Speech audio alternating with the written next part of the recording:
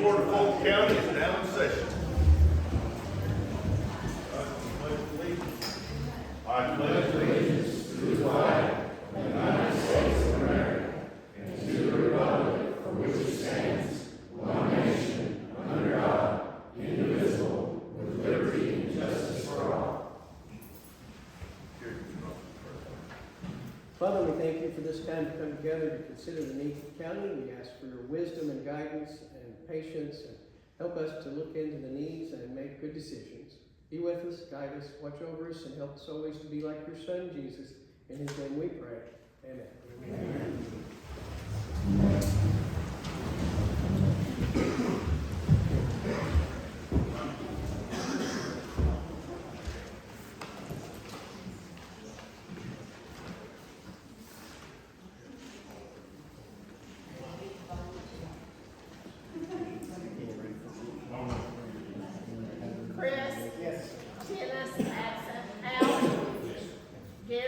Yes. Scott? Yes. Mark? Absent. Gary T? Yes. Jimmy? Yes. Hank? Yes.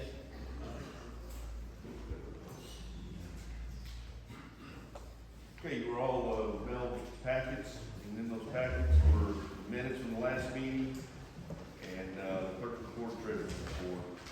And so if you have reviewed the minutes, there are no additions or omissions. I will entertain a motion to accept the minutes. Thanks, Scott.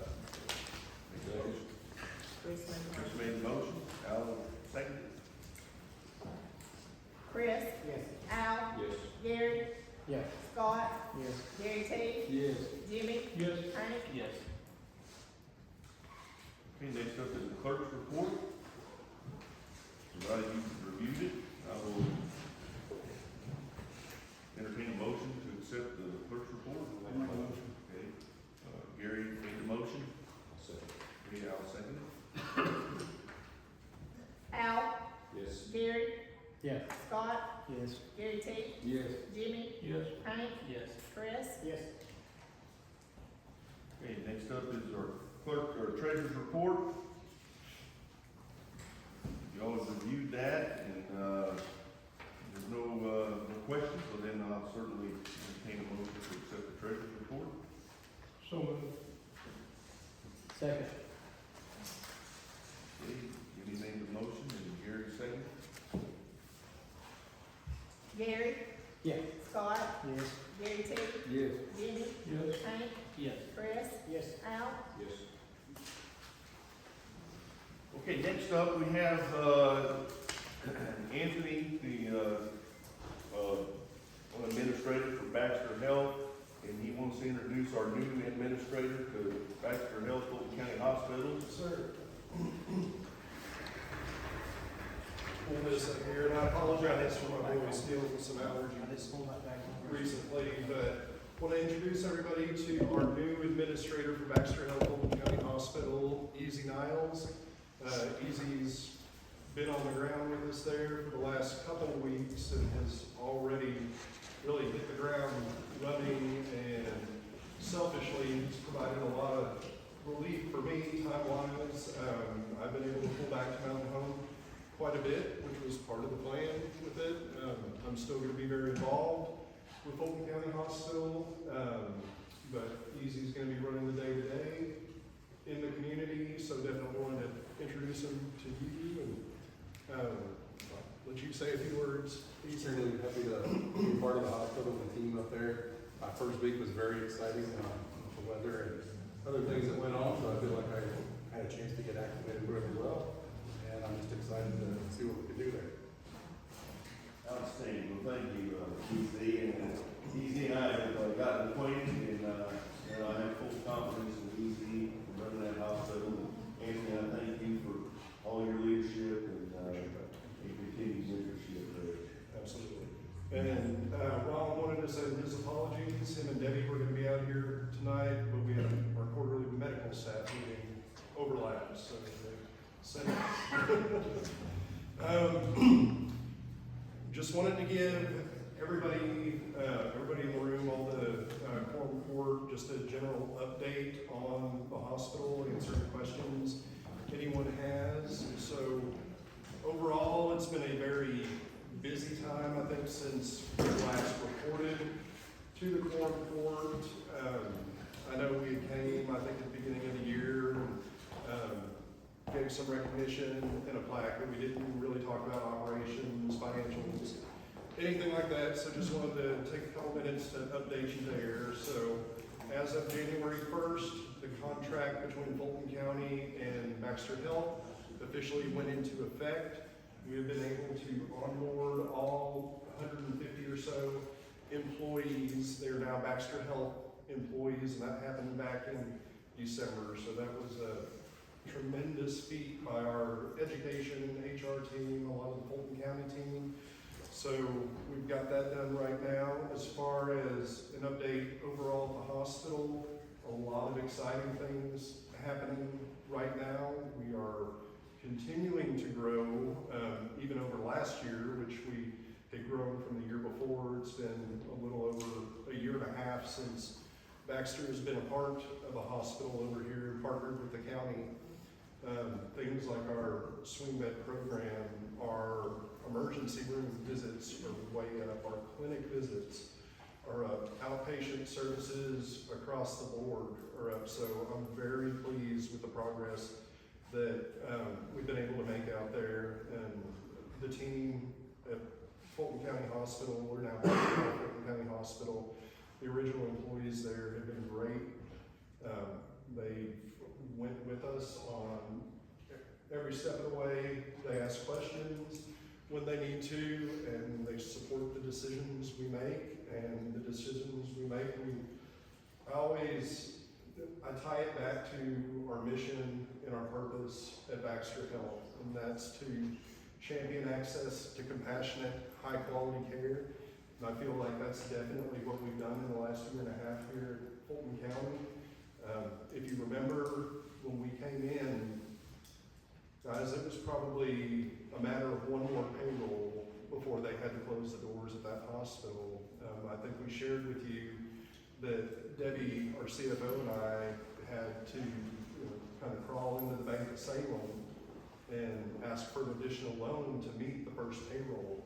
We were there.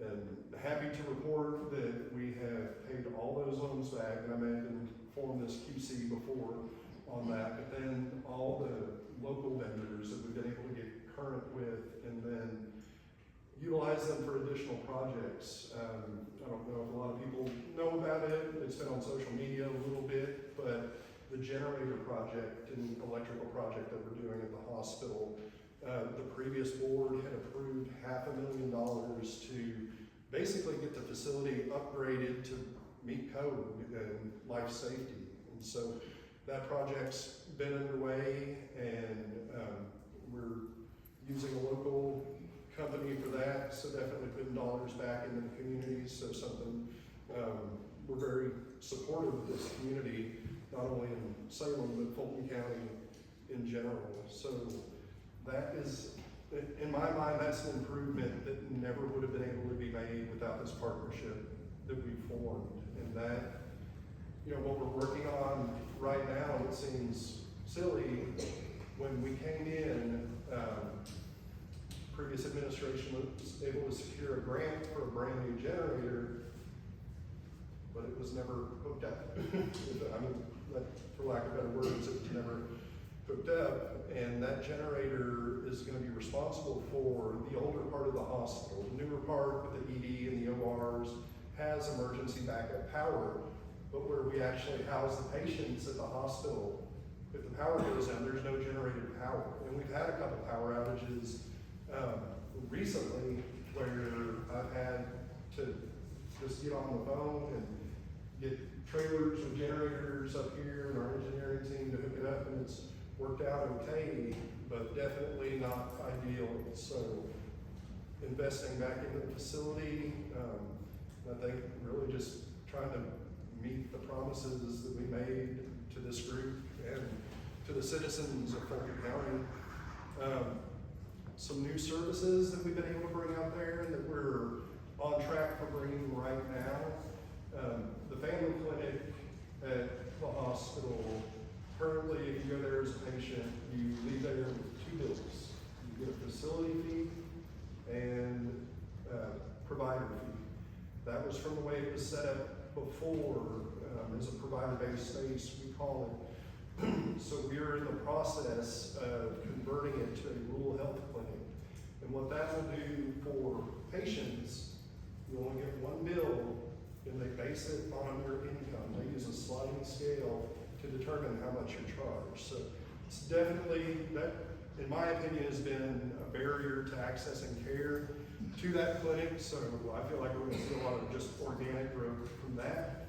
Another program that we're working diligently on right now, it's called IOP, Intensive Outpatient Psychiatric Program. So it's a program that is focused on geriatric psych patients, and these aren't psych patients that are in crisis or anything like that. It would be some, grandma recently lost grandpa, she's depressed and needs some group therapy and maybe a little bit of medication management to get over it. So that's one of the programs that we're hoping to have up and running by next month at the hospital. Dr. Roeder, one of our orthopedic surgeons at Baxter, has started a satellite clinic last month out of the wound care clinic at the hospital. Saw 6 to 10 patients that day, his initial day, without much advertising or word of mouth.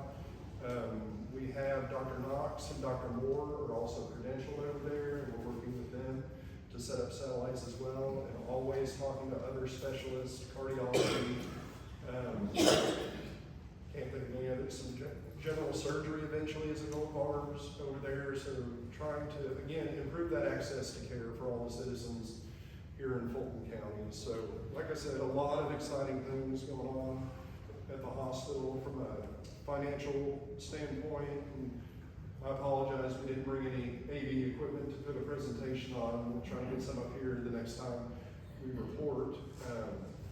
But Judge, I always make sure he gets a copy of the financials, and then Baxter always files a 990 with the IRS, which will be available to any of the public. So from a financial standpoint, significant turnaround still. I think from the time that we came in, we've been able to turn it around a little over $4 million Operations are still a challenge there. It's challenging not only for a little critical access hospital, but for a big hospital system like Baxter right now. It's a struggle every day to remain financially viable. So we're really focused on that. For the first quarter of this year, the first 2 months, we did have operational losses. But happy to report, I just saw the unofficial March numbers, and the hospital actually made, I think, about $10,000, which doesn't sound significant, but anything, as long as you're close to that break-even line at a critical access hospital, you're on the right track. And again, I think I may have mentioned this in the past, but when we came in, there was no budget at Fulton County Hospital. We implemented the first operational budget this year, which was basically a break-even budget, made some assumptions around volumes and growth and things like that, and we're actually hitting a lot of those, especially last month. We exceeded a lot of them, but definitely happy with everything that I see going on there. We are just, as a system with Baxter, we've just felt overwhelming support from not only this Quorum Court, but the citizens of Fulton County, the employees of now Baxter Health Fulton County Hospital, and we look forward to sticking with that lease and being here for 25 and then renew it again for another 50. So happy to answer any questions anybody has, but that's kind of a summary of what's going on at the hospital right now. Anybody have any questions for Anthony? You say they have about 150 employees now around? Yes, sir. Yes, sir. 147 in total is what I see in the system, but rounded to 150. So administrator, that's right. And we've been able to, one of the other things with employees, of course, we came in and found that everybody was drastically underpaid. And we've been able to fix that in most areas, especially nursing. Nursing was, I'm a nurse by background, and I've never seen nurses paid so low. So we had to do something about that, and I'm happy to say that we have.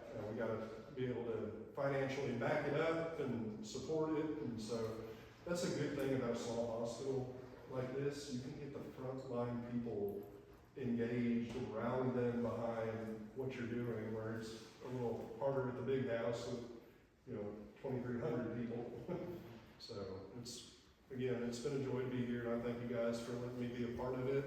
I'm excited to see what Easy's going to do, leading this organization in the future, and like I said, I'll still be around. Okay. Thank you. Thank you. Appreciate you guys. Thank you.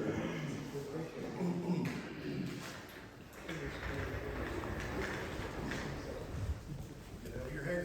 Thank you all.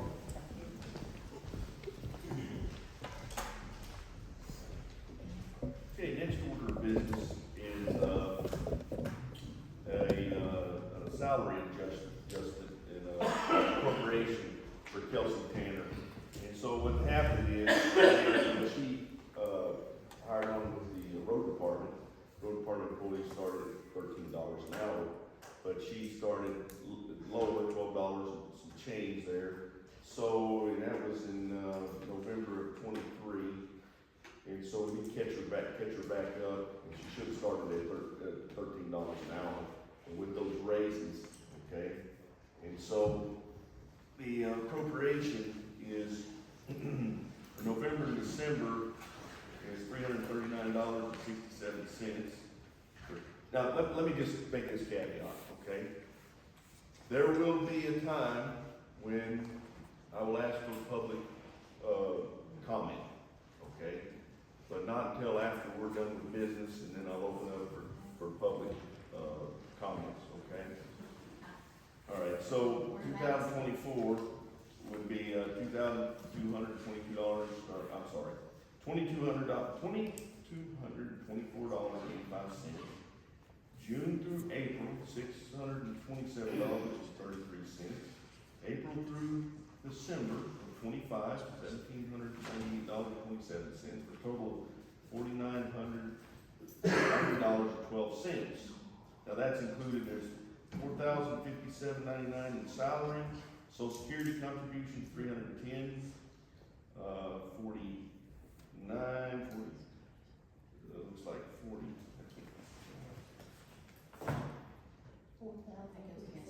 No, that 40, 44, okay.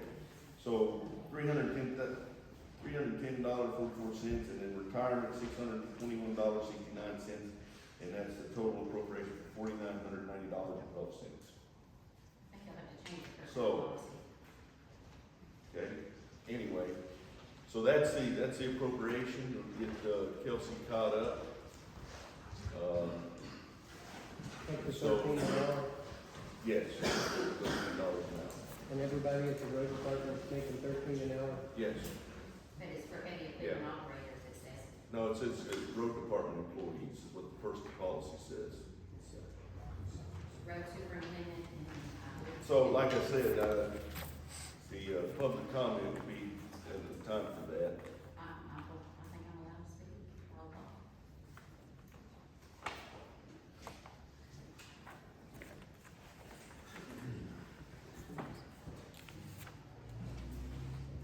Nothing against Kelsey. Well, there's a ordinance. It's 2023-19. And it says that, road department employees can start at $2 over minimum wage, CDL holders, certified mechanics will start at $4 over minimum wage. This, I don't see anything about equipment operators. Do you? That was on, There's a what was it, this is 2023. Yeah, what we've got to do is update our personnel policy, because in our personnel policy, it states for heavy equipment operators, but we passed these two ordinances since we made the personnel policy. And I will say that she does operate equipment. She has been operating equipment. Matter of fact, she moved the road grader today, I believe, and she's been on the skid steer, helping put those culverts in on Byron Road. And so she has, operated equipment. And she does regularly. She retired. So if she's operating equipment regularly, we don't really need the administrative assistant position. Well, she does both hats, okay? Matter of fact, every call that comes in, she gets the call, every call is logged in, every road concern is logged in, and then she follows up with it, and sure it's done, okay? And also, you know, everybody's cross-trained in the road department, because sometimes we need people in different positions, and they can plug and play, Okay, well, you threw me though, I didn't know, okay? she's been doing this, but I didn't know if we needed her here or here. Yeah. So I was just You know, curious. that's sometimes what we have to do, we have to pivot. And we have an updated personnel policy that raised everybody to $13 an hour? Is that Well, what that ordinance right there for the road department. This is the latest ordinance. That ordinance I just put on there, because I had to go find it, because I didn't have my personnel. Mhm. I just gave y'all a copy of it before the personnel meeting. That was in 24, I believe. My concern is, I don't violate personnel policy, but this supersedes it all. Yes, that's what I'm saying. I make the motion. We've got to, but we've got to update our personnel policy, is what I'm saying. I agree. All right, so we have a motion, do we have a second? Second. Chris gives a second. Scott, Yes. Gary T, Yes. Jimmy, Yeah. Hank, Yes. Chris, Yes. Al, Yes. Gary. Yeah. Okay, motion passed. Okay, next up is so the sheriff's department was using Wix, the credit card for fuel. But they were charging $75 a month for that. And in fact, they sent us an invoice for $150, and they want to charge us another $75. And so the sheriff's department doesn't always need it, and it's not just for the sheriff's department, but for all the county, okay? But we don't use the card. And so I called and got it canceled, and they waived those service charges, so we don't owe nothing. Okay, so this is a resolution allowing us to issue the sheriff's department a credit card from Arvis. Myself, my office, Vicky's office have a card, we only own two right now. We want to issue the sheriff's department a card. Is this on the same account? Yes. The auditors gonna be okay with that? Give me the same. You're gonna see it's a mess, I'm telling you. It's hard to track it Yeah, I would think so. with the same account. I wish we That's had our own I see it. I account. don't have a problem with that. Honestly, you know, for what we pay our deputies and stuff, and they make trips to Pine Bluff and Little Rock and everything, which they do weekly, they shouldn't have to use their personal funds, and I know that's happened before. But they need a credit card, right? I don't know what we're getting ourselves into here as far as mixing. Which theirs won't be, if it was just the judge's office, maybe in the road department, but it's 911, it's OEM, it's everybody. And then we get something and we return it. Well, they give it credit. It's a nightmare for county. Well, what? And I mean, they're good to say, you know, what office it's from, but it would be so much better if everybody had their own, that we got a bill from That's, each. I'm not opposed to it, they have to have it, it's can't do business, I've done that, they've got to have a credit card, but I think it needs to be separate. Okay, should be able to do that. That should be, I mean, they're coming to audit, we have it, so we're gonna see how it goes, but, This seems like it'd be a nightmare, I don't know, and I think that, you know, it needs to be separate. I mean, if we didn't have, if we never returned anything, we kind of keep track. Cause, I mean, Sarah's good, she'll say judge, road, but then you got OEM, we've got 911, well, and that's all one, we get a bill for $500, well, somebody sent back something. Well, you can't really go back and credit that, cause we've already paid it to that account per se. Let's just do it this way, I'll make a motion that we grant the credit card, and I'm gonna leave it up to y'all to research that and find out if they don't need to be separate, and I just make a phone call to one of the state auditors. If they would prefer. yeah, it'd be no problem for, me to call Arvis and get that, where it's separate. Yeah, I'll make a motion. Well, we need to read the resolution. Be it resolved by the Quorum Court of Fulton County, State of Arkansas, a resolution entitled, a resolution authorizing the issuance of credit cards to Fulton County, Arkansas for the use in transacting county business and for other purposes. Whereas the county presently has two credit cards, one for the judge's office and one for the clerk's office. Whereas the sheriff's office needs to replace the current card they have with WEX, Sitco, and Arvis card. Whereas the Fulton County Quorum Court has determined that it will be more cost effective for the county to cancel the account with WEX, Sitco, and add an additional Arvis card. Now therefore be it resolved by the Quorum Court of Fulton County. Fulton County shall add one additional credit card to the Arvis Bank purchasing account, making a total of 3 cards, with a credit limit not to exceed $25,000. One credit card shall be kept and maintained by the judge's office, one kept and maintained by the clerk's office, and the other kept and maintained by the sheriff's office. All county purchases which is necessary to make by credit card shall be made by written request to either of the above mentioned offices. And that's resolution 2025-02. And Al and Chris, second.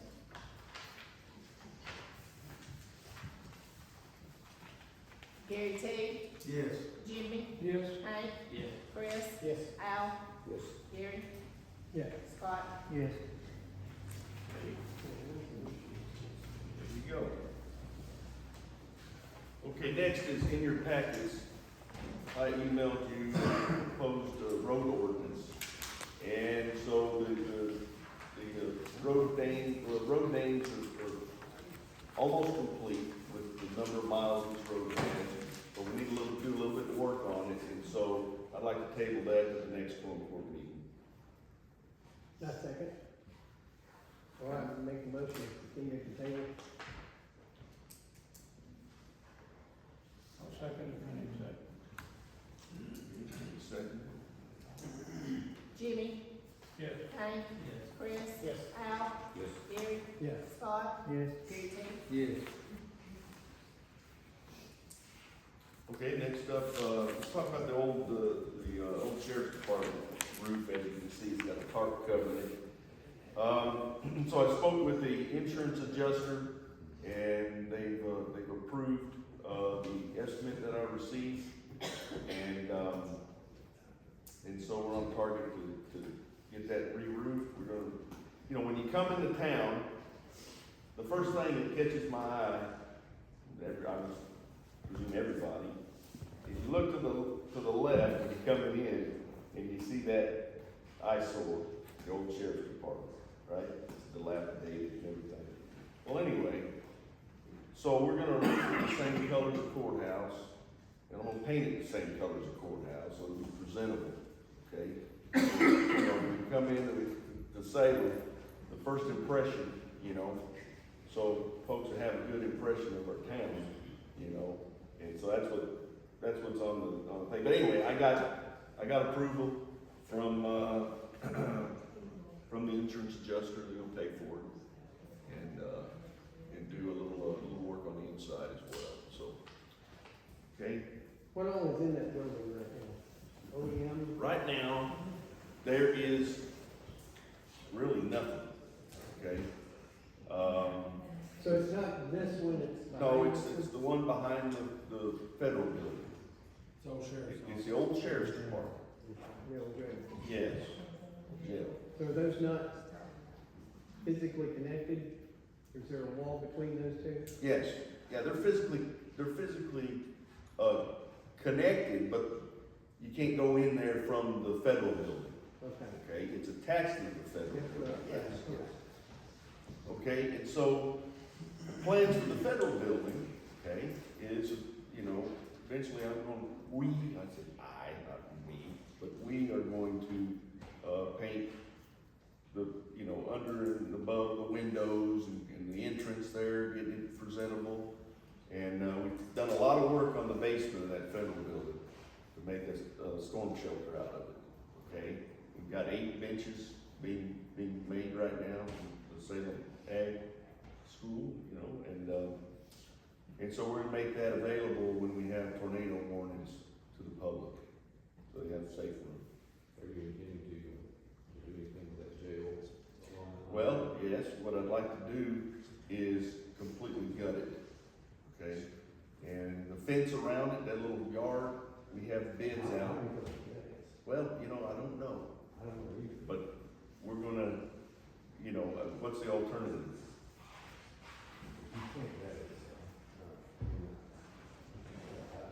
What would you I have propose? intimate knowledge of that. Okay. So you're gonna kill my life in there. You're gonna have to, you can't be taking walls out of that. It's gonna compromise the structure if you do that. Yeah. And, by the way, that thing was built by county employees back in the day. Oh. With a long list of grant, but, I started down that thing when it was new, and I just, had many injuries in that place, but you can't. What would you propose we do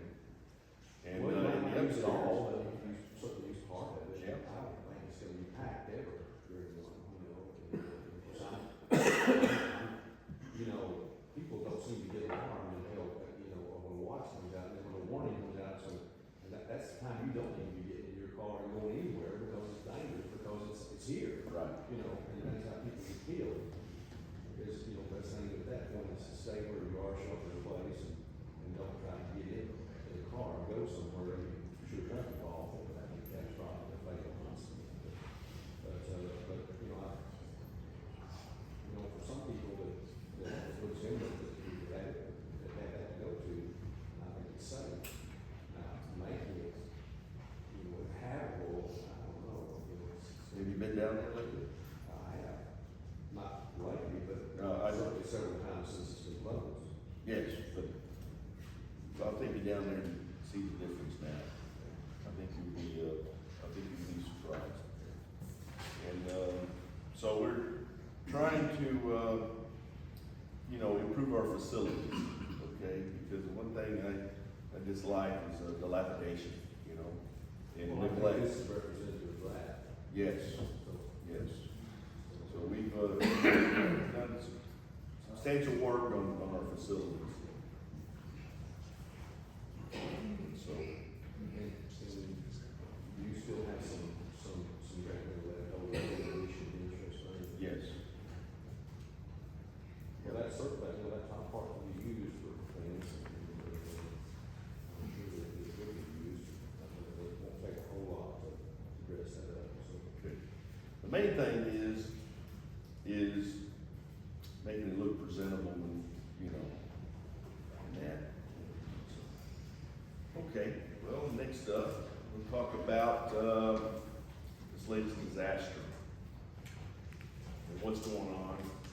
Okay, for one thing, out there, I need the names and addresses of every residence affected by this flood, okay? And, so we have ADM and FEMA, they have 3 teams to go around 66 counties. And so they're getting around to us on Thursday, okay? And then they'll look at our damage and look at what's happening. And Kelsey, in concert with Jeremy, has been in the road department, guys, before they fix something, they're taking pictures of the before and after, keeping meticulous records on the material that's gone down, the hours and the fuel and the equipment usage. And, so for future hopeful reimbursement, okay? And so that's what's going on. And they got, IA and PA, which IA is individual assistance to the homeowners, and PA is for public entities like ourselves, city and county governments, assessments, what they can assist with. And, last time, we had FEMA that was set up in our courthouse up here for about a month and a half, okay?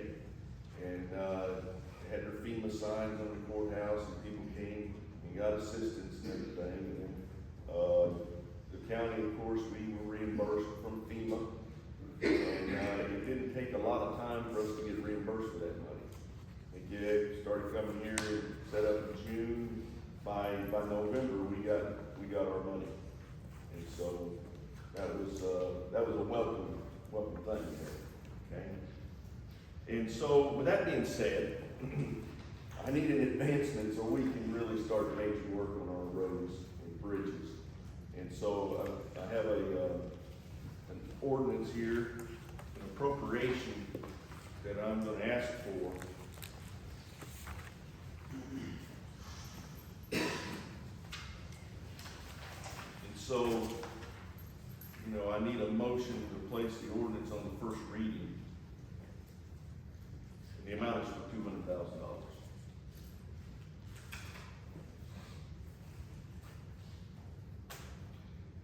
So I'll entertain a motion for the first reading of this ordinance. Okay, we got a motion? Okay, very seconded. That's 2025-03. Yes. Should be 04. That one we talked about, so we're here. No?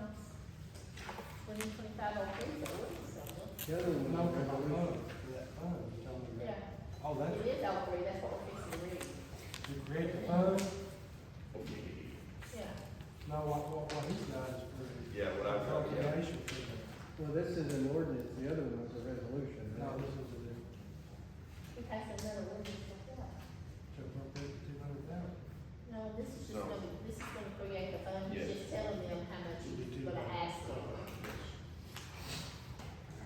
Be it enacted by the Quorum Court of Fulton County, State of Arkansas, an ordinance to establish a special fund to be called the Road Flood 4/4/2025 and to declare an emergency. Article 1, affirmation, it comes before the court that there is a need to establish a road fund 4/4/2025 fund on the books of the county treasurer and the county clerk to track expenses paid by the county. This court recognizes and affirms the need for such a fund to properly account for and control all such revenues allowed and expenditures made. Article 2, establishment of fund. There is hereby created on the books of the Fulton County Treasurer and the books of the Fulton County Clerk a fund to be known as the Road Flood 4/4/2025. The fund number is 2801 and is as assigned by the Arkansas Legislative Audit. Any transfers, codes, office department codes, and expenditure codes are to be assigned locally using the County Financial Management System per the direction of Arkansas Legislative Audit. Article 3, operational fund. The road fund 4/4/2025 fund is subject to all the normal county budgeting, appropriation, expenditures, regulations, and Title 14 of Arkansas Code, and annotated at the County Financial Management System. Article 4, emergency clause. It is found by the court that road flood 4/4/2025 fund is imminent, making it necessary to establish the road flood 4/4/2025 fund in order to properly track the revenue and appropriated expenditures. Therefore, an emergency is declared to exist, and this ordinance shall be in full force and effect from the state of passage and approval. Where would this thing come from? Road. And are y'all of the assumption that Tim's gonna replace this money? I have been, told that it is highly favorable. So highly likely. Okay. As long as you can keep it separate from the regular road. That is correct. Yeah, we have, that, everything's gotta be the minuteness of it. At least when you get in the federal government. Yeah. I don't, That's what's creating this fund is for, so we can keep track. yeah, well, obviously, you can't budget for this kind of catastrophic No. disaster to happen. This is probably the worst flood in the history of Fulton County. $200 is not, $200,000 is not gonna fix it by no means. They will start to. But we gotta start somewhere, but we're gonna get the roads back. At least for folks who get older and things, and so I'm gonna make a motion. Second. Al and Chris already made it on the first reading. Did I call for? No, we need a motion. Did I call for a vote on that? No. On the first reading. Hank? Yes. Chris? Yes. Al? Yes. Jerry? Yes. Scott? Yes. Gary T? Yeah. Jimmy. Now we need to Okay, suspend you the need rule. a motion to suspend the rule, place the ordinance on the second reading by title only. Make a motion. You make a motion, I'll second it. Vote.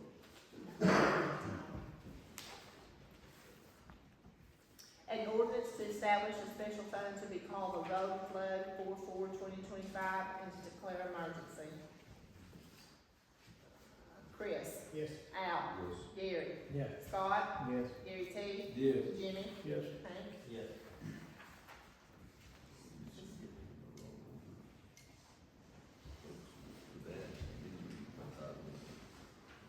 Tell me when you're ready. All right, now I need a motion to suspend the rule and place the ordinance on the third and final reading by title only. Need a motion? Okay, we got a motion. Second. Second. Howard, Okay, Scott, second. Okay, we need to vote.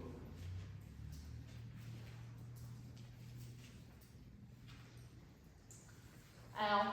Yes. Gary? Yes. Scott? Yes. Gary T? Yes. Jimmy? Yes. Hank? Yes. Chris? Yes. An ordinance to establish a special fund to be called the Road Flood 4/4/2025 and to declare an emergency. Okay, now entertain a motion to pass the ordinance. Make a motion. I'll second it. He made the motion, right? Or Timmy made the motion, Gary second.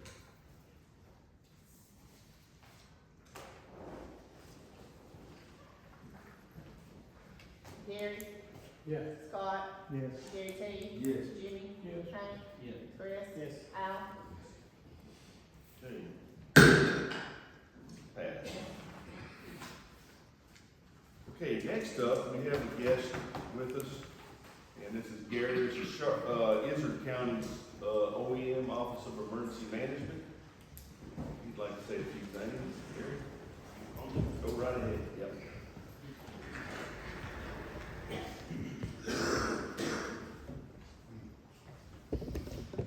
Fulton County Judge and members of the Fulton County Quorum Court, thank you for giving me the floor this evening.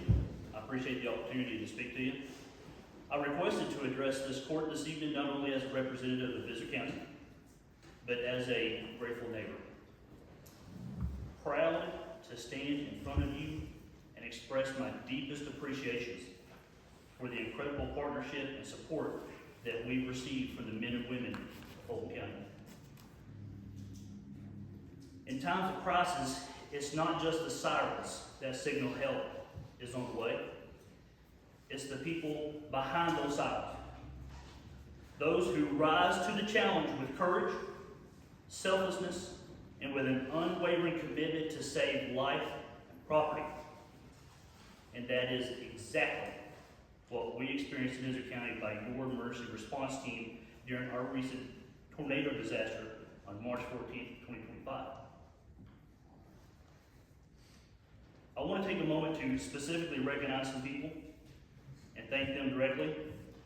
First of all, I'd like to thank OEM Director Jeremy Langston, who's standing already, 911 Coordinator Angel Abels, please rise. Your leadership and readiness, your clear communication, professionalism played a crucial role when every minute mattered. And your dedication doesn't go unnoticed, and we're truly grateful. I'm thankful. Thank you.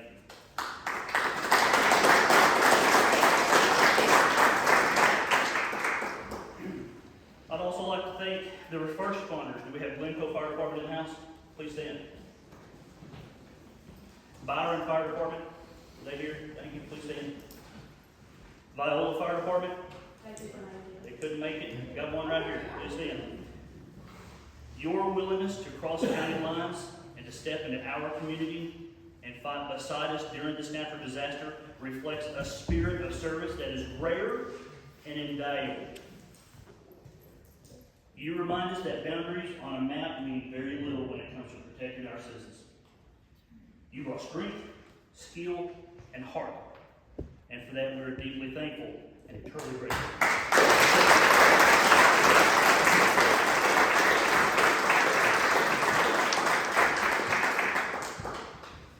The collaboration that I witnessed between our counties is what defines true emergency management. It's not just managing the crisis, but it's mitigating the event together. And you showed what it means to be a good neighbor, strong partners, and unwavering allies. So today, my conveyance is from all of us in Hazard County. Thank you. We see you, we appreciate you, and we look forward to standing beside you should that time come to, just as you stood by us. Together, we are stronger. God bless all. Thank you.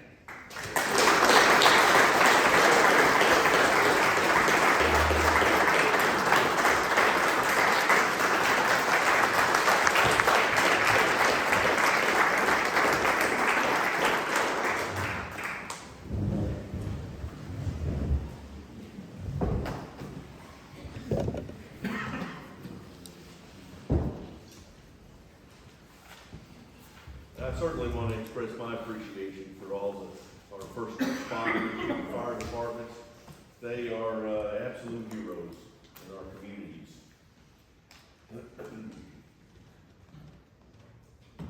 Okay. So now, kind of frame this a little bit. So a couple of years ago, we talked a little bit about hazard mitigation plan. Well, there's been events that's happened since then that I think it's worthy for us to have that discussion again. Because one of the things was, we don't want federal money in our county. Well, then we had some disasters. Now, the last 18 months have not been kind to us. Wait a minute. Well, he did not say we did not want that money, he said we did not want control of it. Okay, all right. So here's the thing, this is a very polarizing issue, to say the least, okay?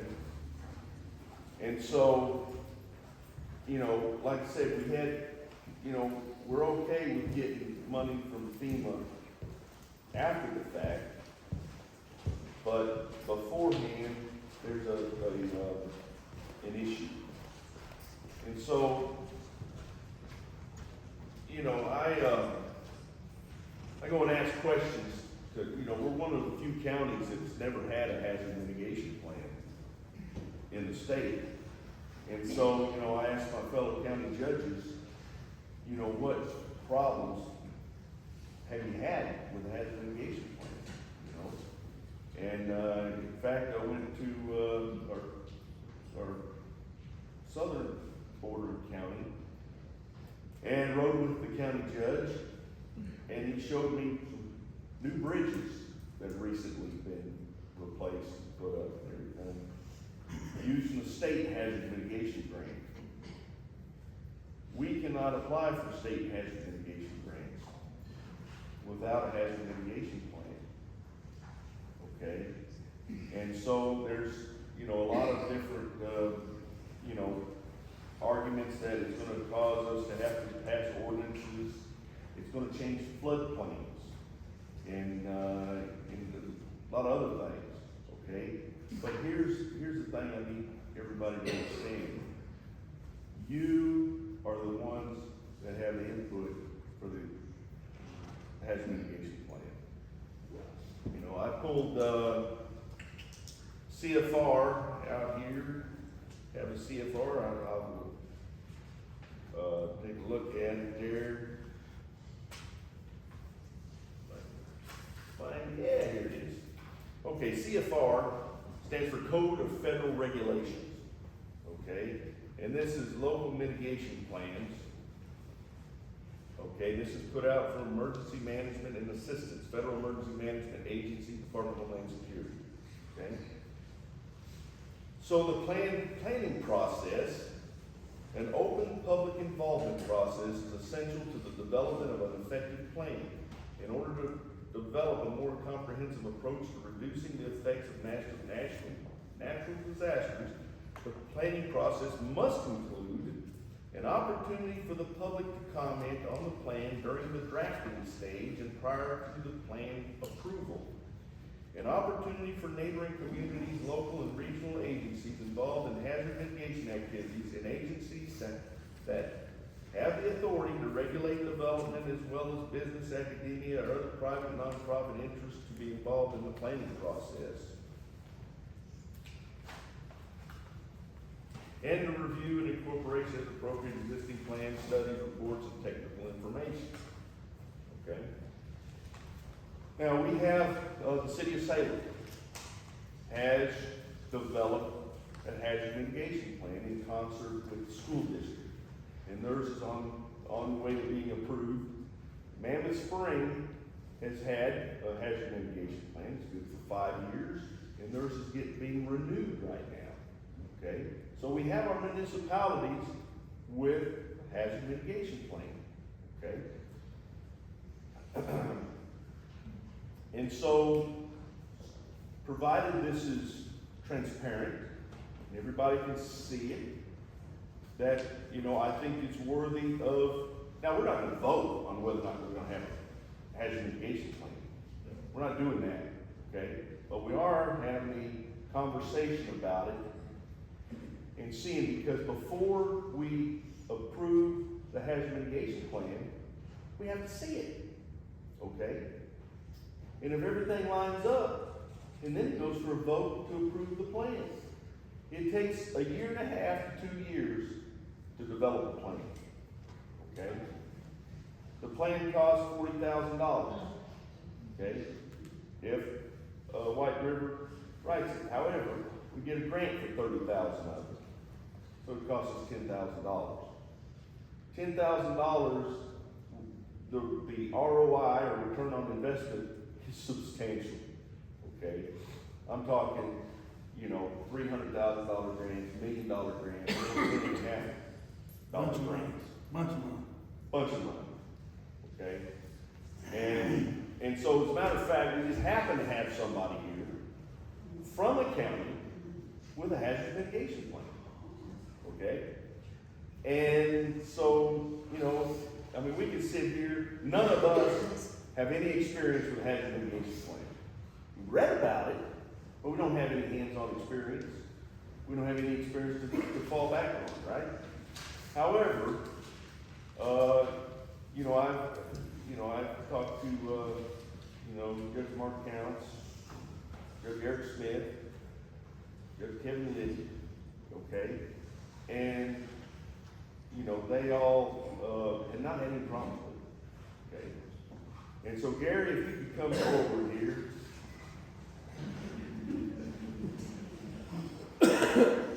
Now you told us all the good stuff.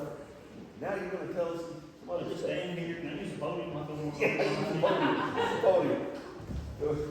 Give some of my hands to do. Yeah, and so, Gary, what's the negative aspect of having, that you've seen with adopting a hazard mitigation plan?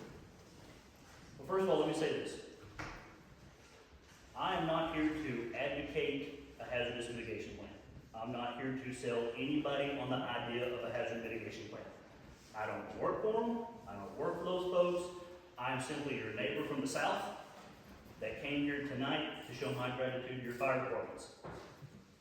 Your judge asked me to speak on behalf, and I said I would be very willing to answer very limited questions based on my knowledge. It is very limited. So with that in mind, go ahead with your question. I just want to make sure that there's no false pretense as to why I'm here tonight. So go ahead, Your Honor, please. So he's not here as a hostile witness. And so, tell me that, has your county benefited from a hazard mitigation plan? Okay. Did the county have to pass any ordinances? In order to adopt Yes. the floodplains, yes. From my understanding, to adopt ordinances, yeah. Okay. All right. Now, that happened all before my time, so I can't really With that. talk on that, but from what I hear, that's where we're at. Okay, all right, very good. So, at this point, what we'll do is we'll just dismiss you for a minute or two. If you need to come back, or you can stand up and answer questions. Somebody in the audience has a question. Okay?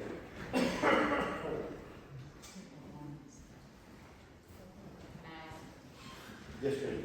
Now, at this time, tell you what I'm gonna do. Let's look at this,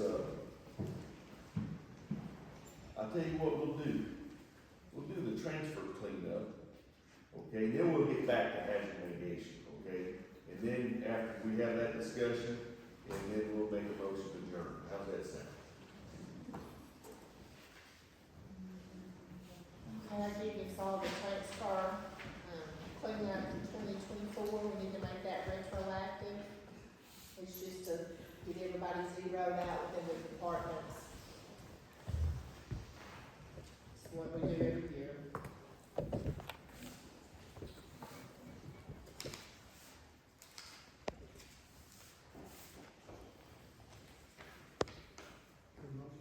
Make a motion. Second. We got a motion and a second? Gary T, Yes. Jimmy, Yes. Hank, Yes. Chris, Yes. Al, Yes. Gary, Yeah. Scott. Yes. Okay, and we also need an appropriation for 2024 retroactive. And it is on the fire protection sales tax ordinance 2002-14. It's their own money, but we collected more than what the appropriation was. The original appropriation was $600,000, and they actually got paid out $625,669.30. So I need a retroactive appropriation for $25,669.30. So moved. And that's 2002-14? 2002-14, the ordinance for the fire protection sales tax.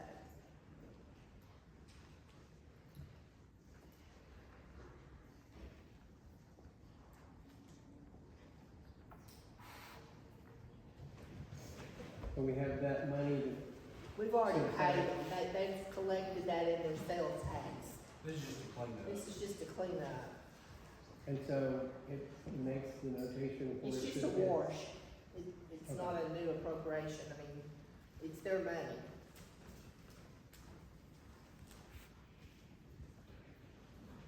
You need a second? I'll second. Jimmy? Yes. Hank? Yes. Chris? Yes. Al? Gary? Yes. Scott? Yes. Gary T? Yes.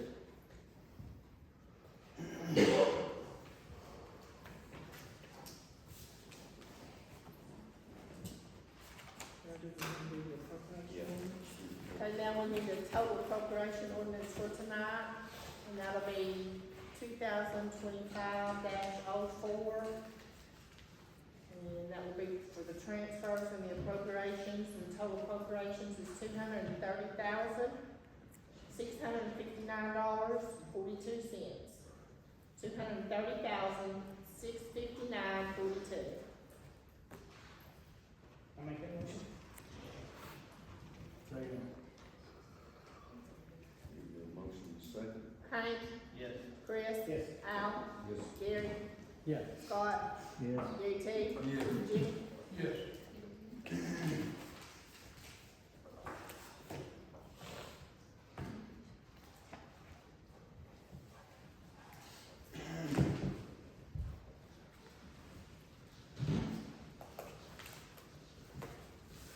Okay. All right, let's get back to, before we go to hazard mitigation, we have a man would like to talk. If you come up, reference to, you still wanna talk about that? Oh, sure, if you didn't want to put in first, What's that? they were gonna talk on some feedback. Oh, yeah, before we do the FEMA issues, we need you to come up Sure. and tell us what, you'd like us to know.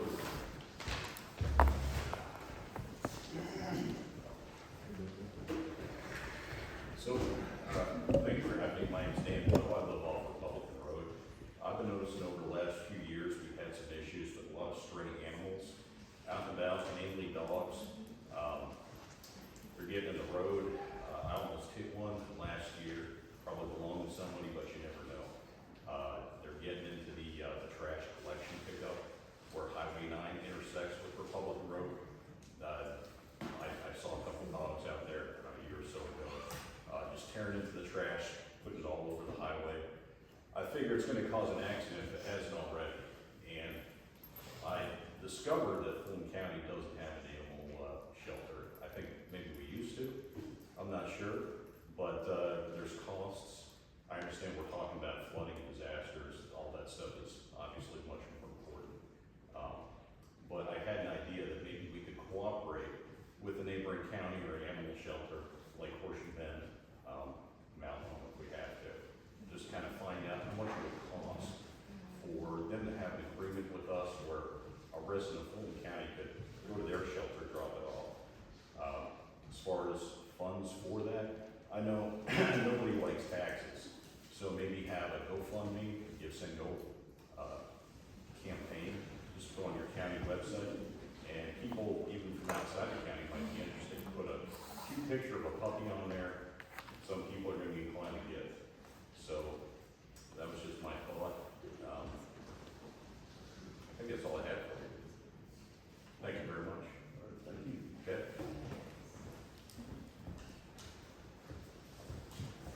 Okay, so I think we'll just, go into, some public comment. And so you have because of the volume, it's 3 minutes to, say what you'd like to say. And so, ladies, who wants to come up first? I just have a quick question. Yes, ma'am. Maybe, I don't know if it means you or the gentleman, on the grant you said, like White River, does it have to be somebody like that to write the grant, or can we have someone local that's good at then we get reimbursed for that money if they were to charge us or. Yeah, well, the thing is the development districts, okay, are trained on these specific, on these grants, okay? And they go to a lot of training and they do these frequently, okay? Now, do we have anybody that's experienced with writing a hazard mitigation grant? You got to like experience writing grants, but do we have anybody experienced with writing a hazard mitigation grant? I don't think so. If so, come to my office, I mean, we don't have to go through one White River. Before we even get to that point, we gotta, wanna just explore it, put the plan together, and then decide whether or not we wanna pursue it. And then, these grants that we would be eligible for to participate is solely voluntary. So if we don't want, like, the conditions, we won't take the grant. Okay, seems pretty, simple to me. And so, that's where we're at. So, would anybody like to comment for or against? Hey, it's an open discussion, and it is a discussion. We're not gonna, we're gonna maintain our civility, okay? Yes, ma'am. You said that the Hazard County OEM has a hazardous mitigation plan. Is it a document that we could look at and peruse ourselves and check it out? Yes. Where do we get that? Gary, would you like to answer that question? For me, How many pages is it? roughly about 35, 40 days. 40 pages for $40,000? We get Is it $30,000. something you can like email? Yeah. And is that everything that's inclusive on this thing? There's no other extra documents to it or anything? When you're dealing with that type of grants, you are going to drown in paperwork. So, but as for the mitigation itself, it's pretty well cut and dry.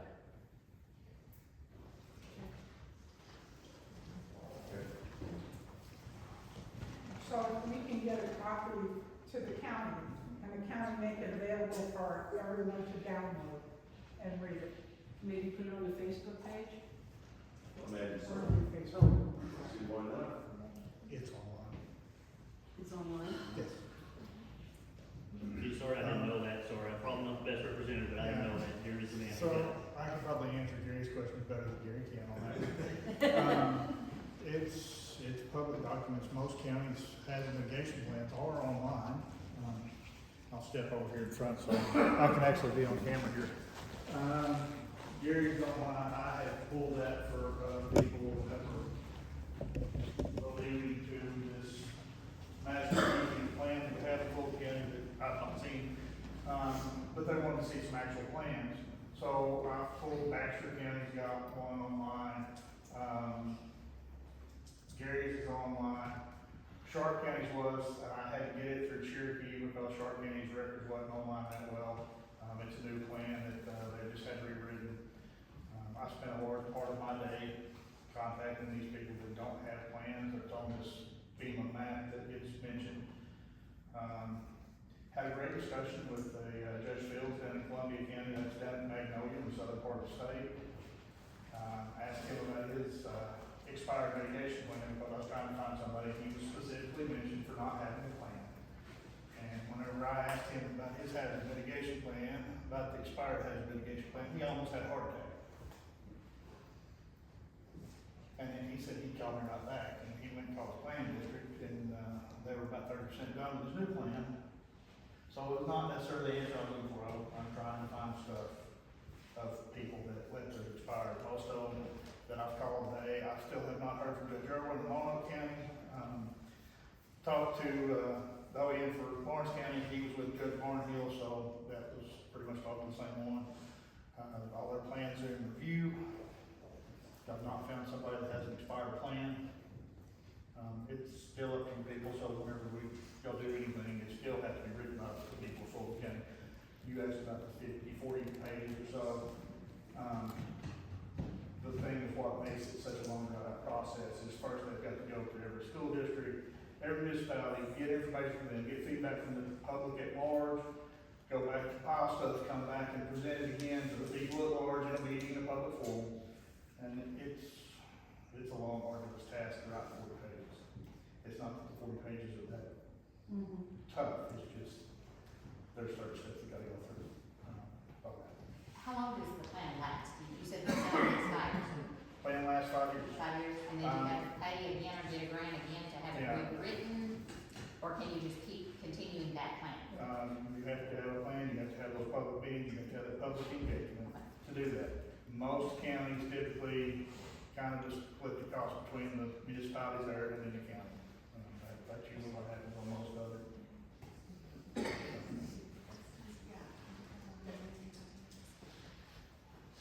From what I understand, several of the municipalities within Fulton County have got. Right. subdivision plans. And they get to pay that same amount that what the county would pay for the whole plan.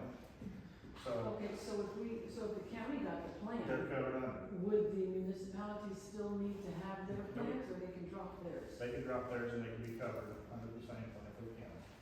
And then it would cover Salem and the Fowler. And the Cherokee is a special deal because it's split between the two counties.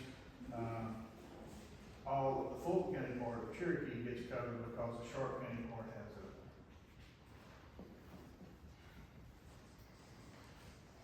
Yes, sir. Y'all said that the initial cost was 40,000 and you get 30,000 of it back. It's that skin in the game. Anytime you get a grant, there's what I call skin in the game. Basically, there's cost share. And on that grant, you can't do any kind of services. But you gotta wait till they decide that they wanna give it to you. Most of that is done just as soon as the plan is put in review and accepted with the state. It doesn't even wait for the federal side of it. Is there any other cost to the county? That's just it, other than having a group meeting and paying for electric and the water whenever you're having one of those for a group meeting. Well, once we get a grant, okay, the cost share for us is 25%. So 75% FEMA or state, okay, we get it from the state, and 25% from the county. Could be in kind, okay? But for economically distressed areas, the cost share is 90-10, 10%, okay? Now, it's like I have 3 of our bridges enrolled in the local bridge program, okay? And those are federal dollars to replace those bridges. And the cost share is 90-10. So we come up with 10%, and the federal government will pay 90% with the state. That's how that works. So that there wouldn't be any extra No, actual cost to the county for the mitigation, that is true, that's correct. other than the 10,000. Right, if I'm understanding your question, yes. But I was just wondering if it was gonna do anything, you know, to local taxes or. Oh, no. No.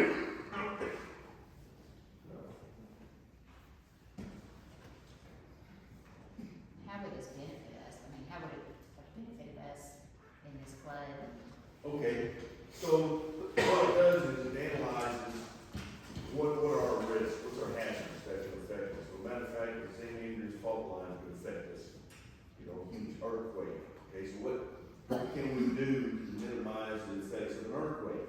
I don't know, with the plane explorers.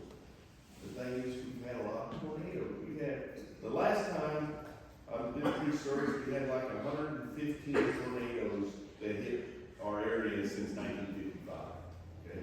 And now recently, we see that we've had, more frequency of tornadoes, more powerful tornadoes. So what does that do? Well, what can you do? I think, well, you could have a safe room at each fire department. Each fire department is center of the community, and we could, you know, possibly, you know, look at building, safe shelters there at each fire department, okay? Everything is flooding, what can we do? Well, okay, so I've got, and have received some grants from the, Rural Road Program, okay, from the Arkansas Department of Agriculture. Now, what everything is concerned with is sediment runoff going into the stream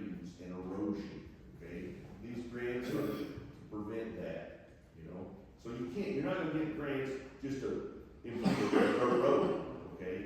It's gotta affect the stream, you know, to prevent that erosion, but also, most importantly, bridges. Bridges.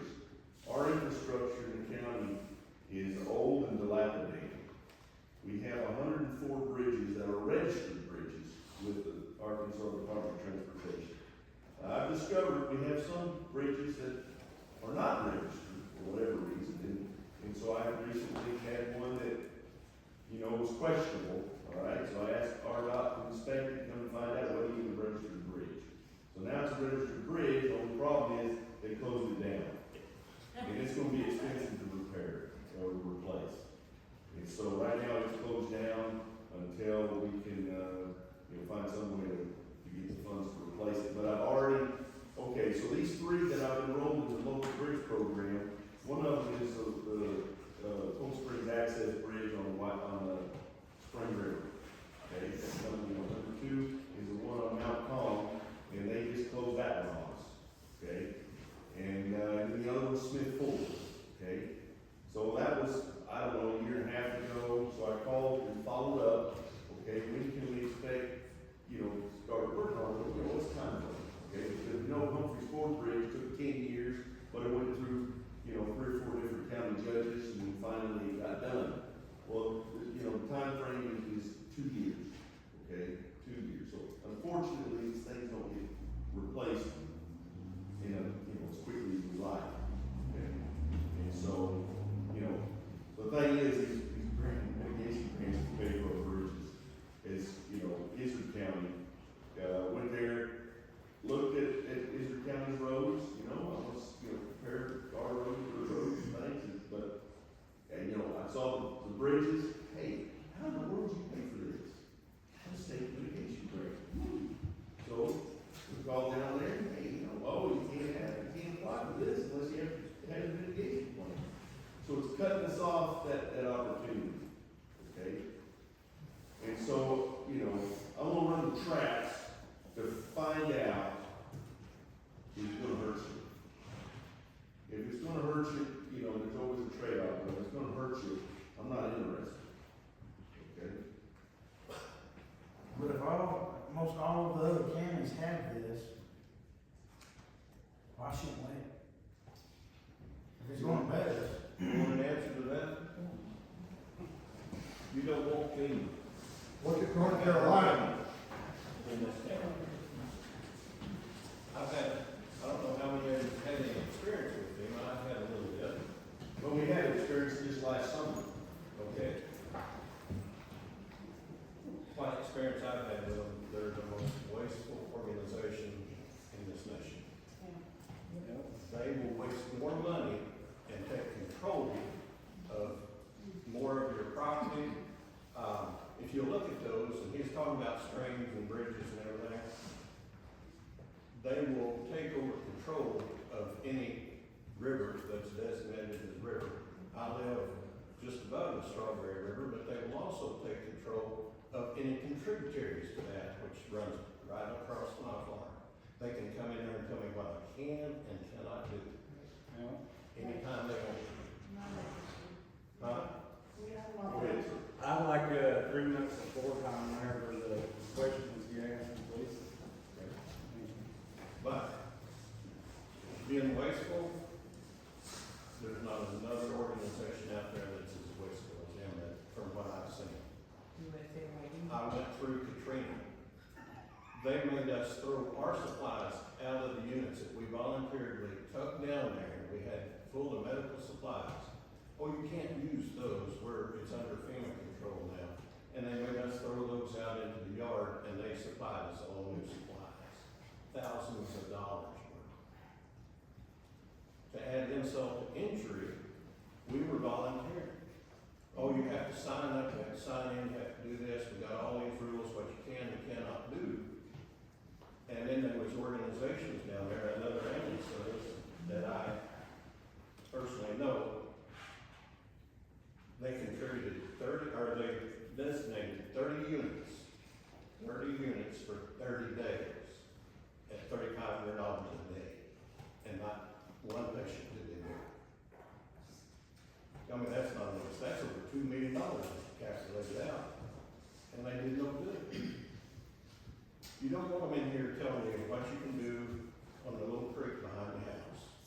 ignore the safety of health concerns in regards to medicine and stuff like that in general, but you will gladly complain about fentanyl and Halloween candy.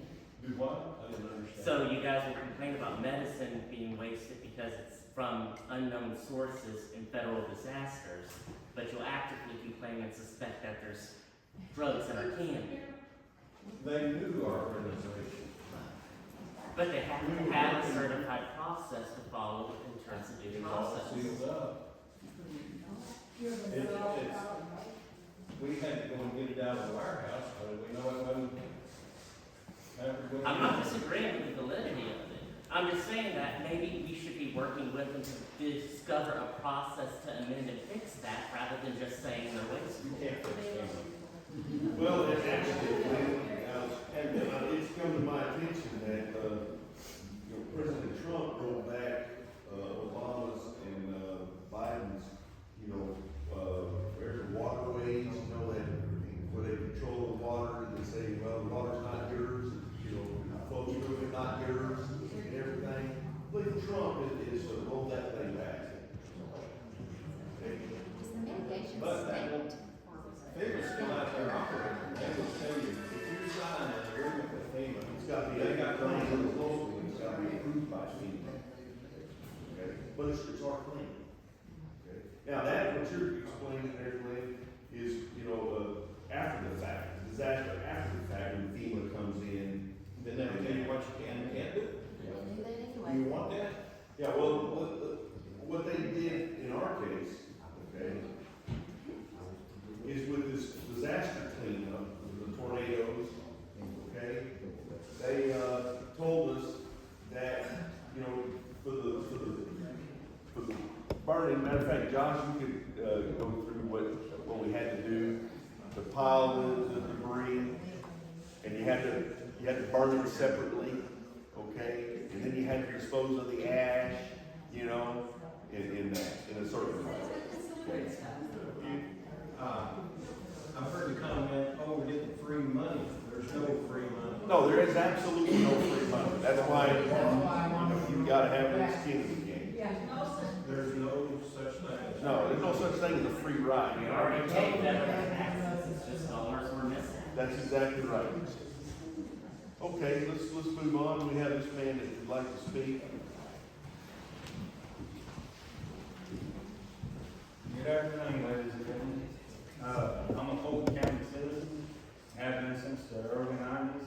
Me and my dad's property owners. And there was a few things I'd like to bring to your attention. Do you know the agenda 30 by 30? Yeah. Okay. That's the government want 30% of the land by 2030, which is only a couple of years away. 5 years actually, but on the agenda 20 by 30, the government wants 30% of the land. How are they gonna acquire that land? You're gonna take it. Take it.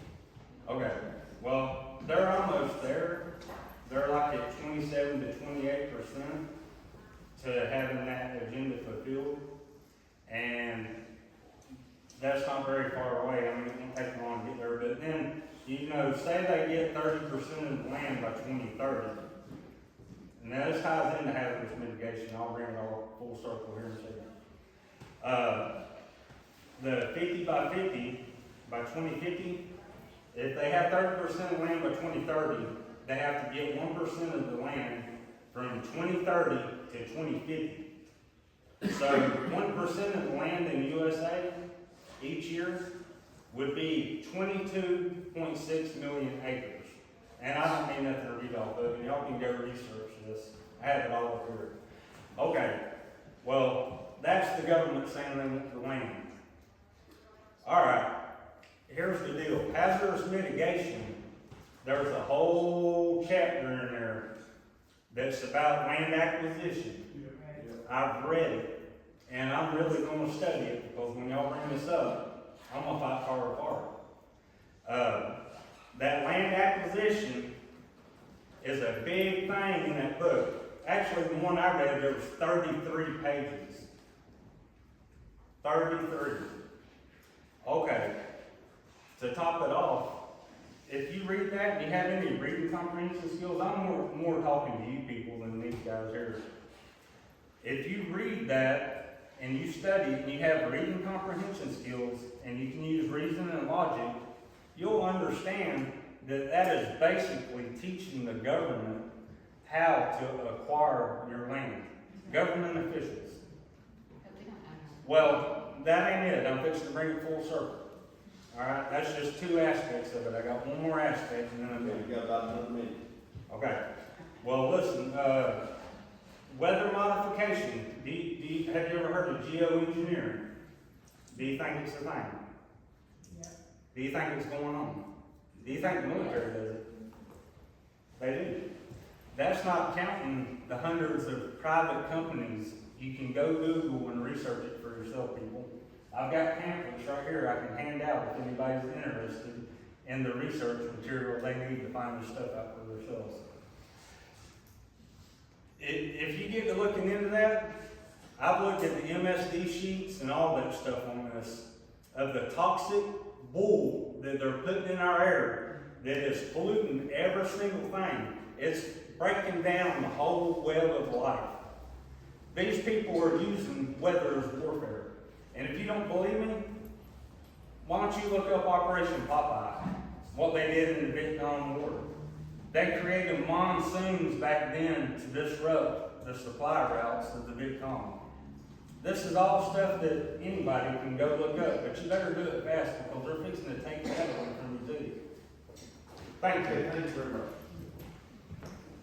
Can I ask? Yes. I think I'm kind of a moderate in this. I would love to see new bridges and places, stuff like that. But I'm just as scared as anybody else here to be a property owner, somebody being able to say to me what I can and can't do. That's right. You just said to me that FEMA, when they were here, told you how the ashes from burning had to be, how they had to be disposed. Burning plants and trees and debris. Yes? Does FEMA go every time a volcano erupts, it starts a forest fire, they go clean that ash up too?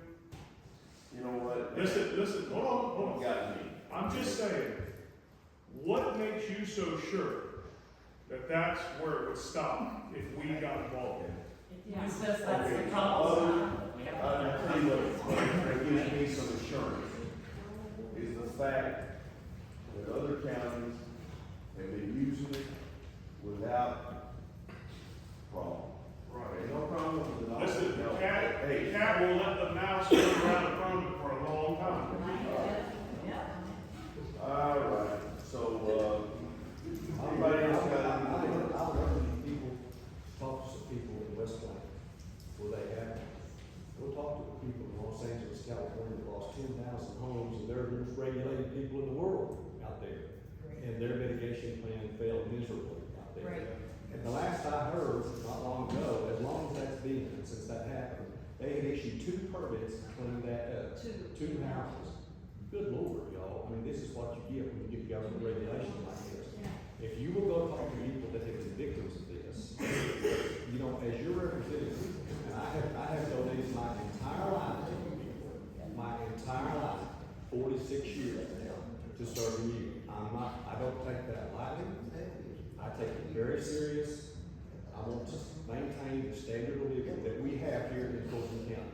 Let me tell y'all something. I don't have a pet skunk. I don't have a pet rattlesnake. There's a reason why I don't. That's why I would never vote for hazard mitigation. Al, I'll tell you what. Hey, Al, I'll tell you what. This is Arkansas. You're exactly right, but you need to go talk to And someone. people's moving out of California every day to move right here in Arkansas. Every day. If that thing is so in y'all, I'll accept it fine. But I will never support it. I am not going to just, you know what? Go talk to people in North Carolina. But they didn't think anything about spending $500 to $1,000 a night for a 5-star hotel that none of you can stay in. But FEMA paid for it, and that's where their money was to support illegal aliens who should have been here to come to the start. So listen, I'm not going to ever do it. But if that's what people want to know, if you're representing, and I represent all people in this county, I can't support it, y'all. I simply, because I have researched it, and I have talked to people, it's a big one, drive down Washington Avenue in West Plains. Look at all those vacant buildings out, you know why they're vacant? Because there is floodplain. Carol, would you like to say something?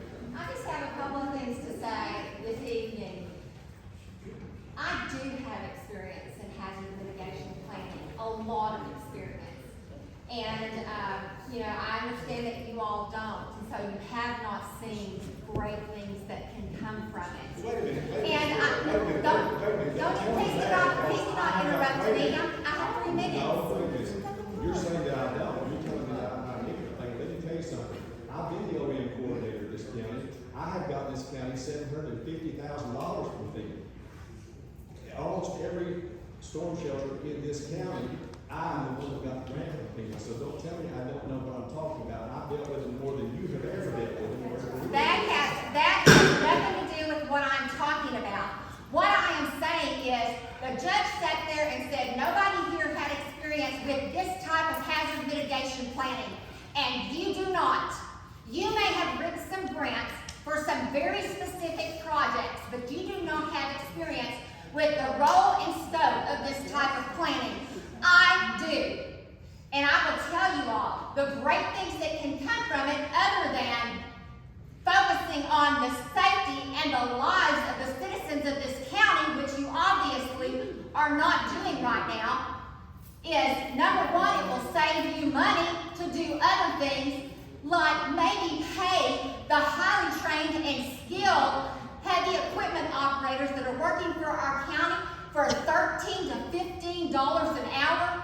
That is pitiful, and that is on every one of you.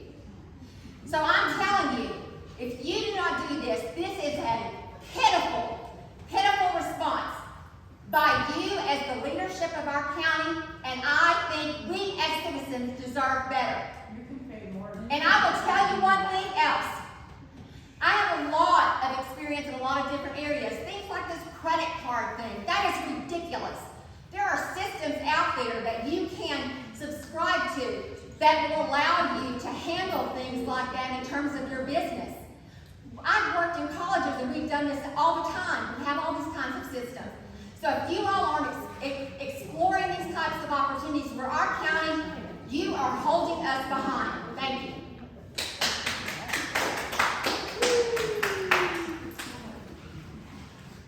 Is her plan gonna bring the $13 an hour up yearly for 10 years, 15 years?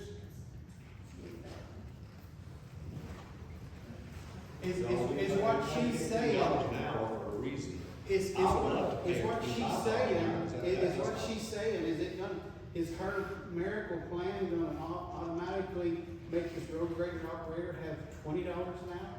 You know, we would love to pay them to know what goes there, but we don't have any money that is our responsibility. Well, so here's the deal, here's the paradigm. It's your responsibility to raise funds too. The paradigm that we have here in this county, we are a bedroom community, we're a bedroom county, right? Where people come here, we offer space, they buy property at a reasonable amount, they build their houses and everything. But the challenge is economic development, okay? Unless we're willing to do what it takes, or we can just stay the same, okay? And you know what? I grew up here, okay, and I went away and had a career, okay, and I came back. But I didn't come back for what Fulton County is. I came back for what Fulton County isn't, all right? So I understand the persistence to keep us, small and peaceful, okay? However, when we talk about our county employees, and we have our county employees are one of the lowest paid in the state, okay, all of us, right? And so how do we improve the conditions for not just our citizens, but our employees? Well, we need a way to generate money, okay? Now, one idea is, counties to our west and our east and our north are wet. Izard County is dry, but they have, beer in the restaurants and such, okay? And we don't have, have any of that, and I'm not advocating having a honky tonk on Second Square, okay? However, to attract other things, like for instance, we could, it take a lot of work, petitions, effort to do that. Now, is that the silver bullet? Is that gonna solve all our problems? No, it's not, but it's something, okay? Now, you could have a 1/2 cent sales tax on alcohol sales voted to the road department, as just throwing that out there, okay? But not just that, can we, Casey's wants to be co-located with a stoplight, okay? All right, no problem, If Salem City Council and the traffic is, in need of another stoplight, we have another stoplight there by Skyview, but we gotta think outside the box, okay? And the only way to do this, and guess what? When people wanna move here, you know what they're looking at? Healthcare, education, fire protection, emergency services, and good government, okay? And you know what else? Roads. They want better roads. Roads goes into economic development. And so the frustration is, we need money. And that's the only thing. Money isn't everything, but it sure makes things a lot more enjoyable, But it enables you to fix things and improve, your systems, okay? And so that's why I brought this up, okay? It's an avenue. It's not gonna fix everything. Now, here's something else. This last point, okay, the government control. Okay, the fact is, folks, the only thing you and I own are the clothes on our backs, okay? Let's explore this a minute. So don't pay your yearly lease fees on your house to the government and see how long you get to live in the government's house, okay? You got your car, you own that car, don't pay your yearly lease fees on your car and see how long you get to drive the government's car on the government's highways. I mean, think about it. Don't pay your taxes for a few years. What happens to it?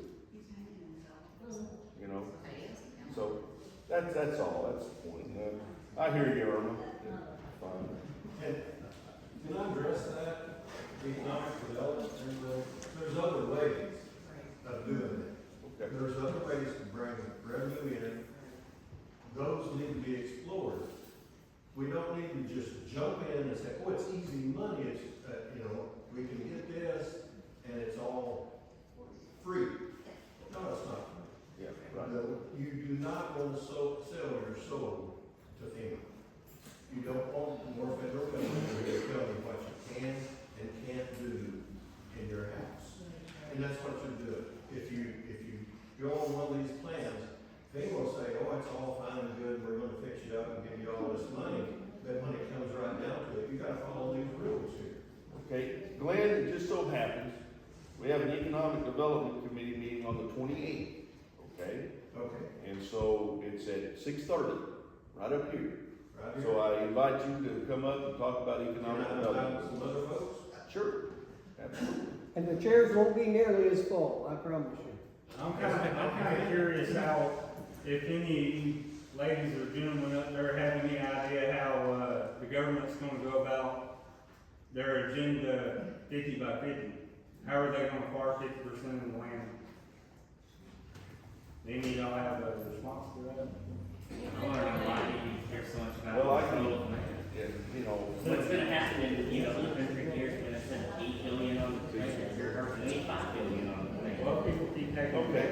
We're gonna have one more comment, and then I'm gonna, entertain a motion to adjourn, because this is, very no fruit. Go ahead. You said we are going to meet with economic development on the 28th.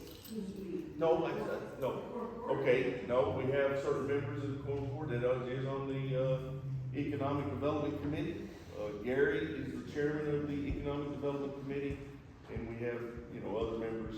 So you have just a committee within the Quorum Court? No, there's just one person on the Quorum Court that's on the Economic Development Committee. Okay? It's open to the public, but very few people come. Yeah. Yeah. So what we have here is we have a member of the Mammoth Spring City Council, a member of the Salem City Council, a member of the Viola City Council, president of the Chamber of Commerce in Mammoth, the president of Chamber of Commerce in Salem, and that. So along with some other people. Have all of those been invited? What's that? Have all those been notified that is taking place? Yeah. You just mentioned All- Viola City Council? Yes. Yeah, Dennis Harvard is on, okay? All right. What time is that meeting? It's 6:30.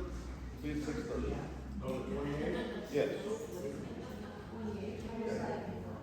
All right. So that being said, if there's nothing else, I will accept the motion to adjourn. Do you not want to go ahead and vote on this mitigation deal tonight? No. There's no mitigation. There's nothing, it's just informational purposes only. Okay, I see no point in discussing any further. There's no point in not voting. Do away with it, there's no point. Well, see, we have two members of the Quorum Court not here. And I don't think it'd be right if they weren't here, we vote when they're not here. Yeah, we do have one, okay? So, Jenny, if you'd like to vote on it, I'll accept the motion. Anybody else interested? Vote. Ready anytime. I make a motion to go on tonight. Okay, let's do it. Let's do it. Let's roll. Well, what are we voting on? I mean, Whether or not vote on land, but we don't have to. Whether or not to explore, think about, or anything with dealing with hazard mitigation.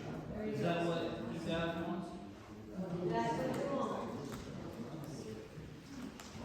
Repeat that. So, Do y'all want to vote tonight, deal it? Yes. so we're voting on whether or not to explore the possibility. That's it, right? What we're voting for is to continue to explore it or to draw it. Draw. But the motion was, do we explore it? You vote yes, you vote no. I will second the motion. With the caveat that we write our own, and FEMA makes it very clear what should be in there or not. I mean, we don't need to pay $40,000 to write it. I would vote for it if we write it. I don't You know. already have one that we have, Bobby Woods. Nope, we don't. We do, I mean, it's not in place now, but we have. We have not passed one. We don't have one to vote on. I need to know what the motion is. Make a motion that we don't do litigation. So that was not the motion. The motion was to explore a mitigation plan. That's not my motion. No. Okay, well, that's what I heard. And, because you can't vote to not do one because you just don't do it.